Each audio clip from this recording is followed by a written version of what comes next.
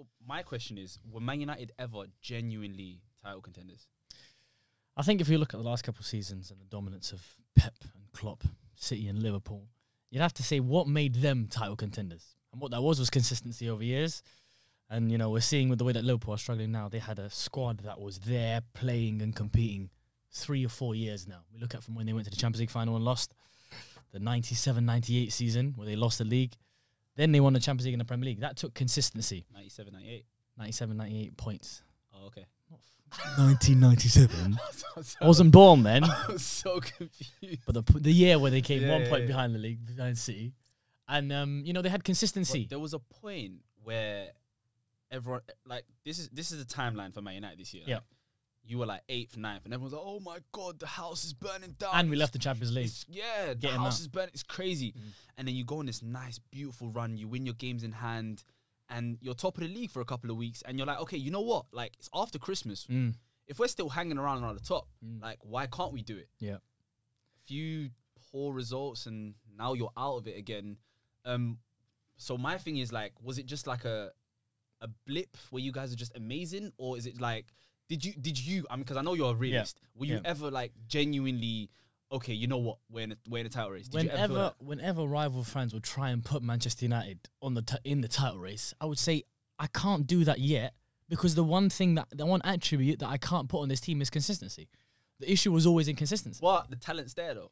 Like, you've got guys. I mean, there's not many teams you could point at in the Premier League that you can say, okay, we have 2 players that can change the game in an instant. That's you could argue more. You could argue, probably Rashford is becoming more of a game changer as well. Rashford can do that now as well. Yeah. Martial's been really disappointing this year though. Because if he was, do you know what it is?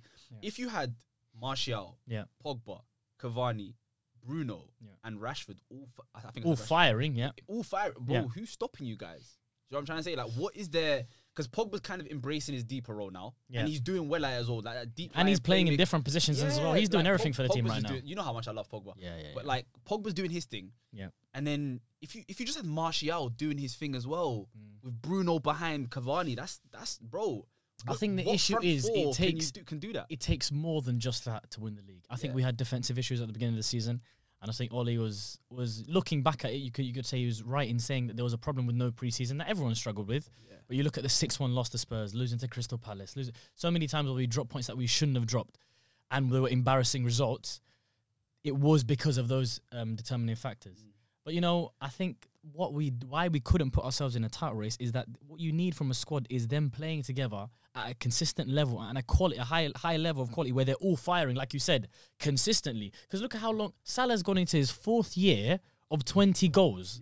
That's ridiculous. You know what I'm saying? Like 4 years of him doing it. That's what world class is. None of our guys have had that yet.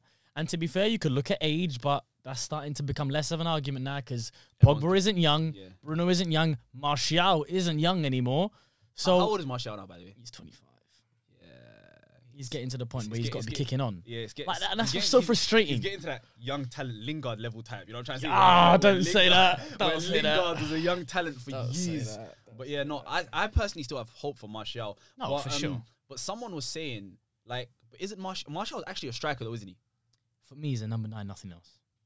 Nothing else. But in his first season, he was doing well off the left. What, in Van Gaal? When he first came to United? No, he played at number 9. Played at number 9 for me. But there was a season where he was playing off the left though, wasn't it? From Jose. Even Van Gaal moved him there. Okay. And then I think that's when then he took his number off. Ibrahimovic came in and just took his number off him. That was just. But I think that hurt him a lot, to be honest. I think that can't be underrated. But it's so in terms of he's a number 9 though. He's a number 9. So you again being the realist you are, what do you, if you say we're this away from being consistent title challengers, what would you, whether it's players, maybe it's the manager, or what would it be? It's not the manager. Yeah. This is the right man for this job. But I think there's gaps in the first 11. Do you genuinely believe that, like, he can be the one to take over the top? I see Ole Gunnar Solskjaer lifting a Premier League title. And that shocks some fans. But the reason is because I believe... You know, it is. And honestly, I see him doing that because I believe in his long-term plan. And there's no reason for me not to. We're seeing progress because Man United fans will tell you themselves how they felt when Jose left. And the issue, like, it felt like this will not get better for a long, long time. I'm not gonna lie, that new manager, was dire. That new manager bounce that Ole had, was it like 8 games in a row? And then on top of that, You went away to PSG with a deficit with guys like Tahith Chong. Mason Greenwood had his debut. Bro, Bro, it was just Lukaku. I love Lukaku. Miraculous. But that's a conversation for another day. But that was impeccable. Miraculous. So, a miracle. And then that was when give him a when Rio did it. When Rio did it. Yeah. So yeah, you might regret that one. No, I don't think he is though. No, I don't think he is. I'm not gonna lie to you. Like, and the thing with Man United is the pressure and scrutiny is always gonna be on Ole Gunnar Solskjaer. And remember, I think we had this conversation. We're like, okay, United are gonna get into the title race, and then when they don't win the title, people are gonna be like, oh, Ole's not good enough to do it. Forgetting where you were at the beginning of the season. Reality of the fact where he's taken us, that we shouldn't be in this conversation anyway. Let's go back to the question I asked you before I rudely interrupted you. What are you away from being consistent Liverpool, Man City, Premier League challenges? There's gaps in the first 11, I think. I think we need a defensive midfielder, another centre-back, and probably Jadon Sancho as well, to get us to a level where we are firing, having strong, solidified defence, playing football on the front foot, and having... For me, I think we need Jadon Sancho. Really? Yeah. And the reason why is because that right wing has been a gap for us since Cristiano Ronaldo, if you look at it. Since Cristiano Ronaldo. Who's replaced him? Antonio Valencia. Wait. There's Angel Di Maria did for a bit. There's one guy that's coming to my mind. What's his name? The guy that initially Obertan. He was the one that. Was that not his direct replacement though? Like when he left, Obertan came. Obviously, Nani was there as well. Nani did well. To be fair, we're still winning leagues. Well. But I'm saying that when you have that, it's such a massive loss. Such a massive loss. Do you think Jadon Sancho can do what he's doing over there in the Premier? Because he's not exactly a direct player. He's a guy that needs the ball to feet, and it's very similar to what Martial needs. Like you need all of those like tight control. The reason I think it's different is I think in a front line in modern football, I think this is what it's going to come more down to. What a modern number 9 is which is someone who I hope Martial can become, which is someone who scores a lot of goals but brings players into play as well. What Harry Kane is right now. That's what I think the modern number 9 will try and become. I think you need one inside forward that is basically a second striker. I think that's what Rashford is. And I think you need a creative, one that's creative in the front line as well. And he is without doubt Jadon Sancho. So he showed in that season where he got 20 goals and 20 assists, only Messi getting more goal involvements in all of Europe. That was him showing that.